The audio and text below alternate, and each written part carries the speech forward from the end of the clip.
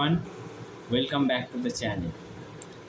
Today we are bridging the gap between 2D engineering drawing and 3D CAD modeling.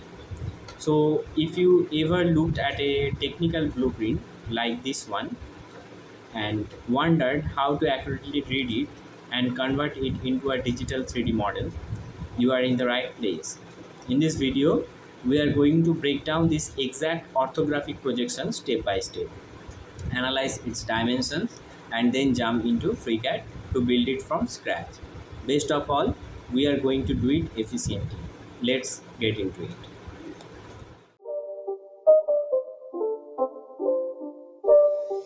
It's not a game, it's a rich thing.